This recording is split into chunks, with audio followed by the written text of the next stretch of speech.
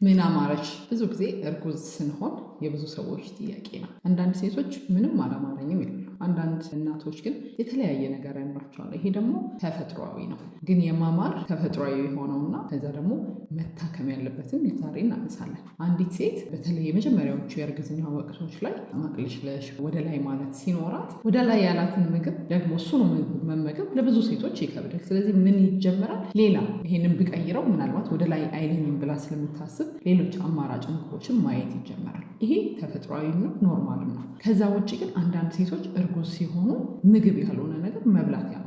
አመድ፣ አፈር፣ ሌሎች ነገሮችን መብላት የሚፈልጉ በጣምም የሚያስቸግሩ ብዙ እናቶች ያጋጥማሉ። ይሄ ራሱን የቻለ በሕክምና መታገዝ ያለበት ህመም ነው። በተለይ ደግሞ የአይረን ወይም የብረት ንጥረ ነገር በደም ውስጥ ማነስ ሲመጣ ከፍተኛ የሆኑ እንደዚህ አይነት ስሜቶች ይጨምራሉ። ስለዚህ እነዚህን እናቶች በሕክምና አግዘን መታከም ያለበት ህመም ጭምር ነው። ስለዚህ ያማራቸውን ሴቶች እንንከባከባቸው፣ ያማራቸውን ነገር እንመግባቸው። ግን የሚያምራቸው ነገር ከምግብነት የወጣ ነገር ከሆነ ይሄ የሕክምና እርዳታ ያስፈልገዋል። አመሰግናለሁ።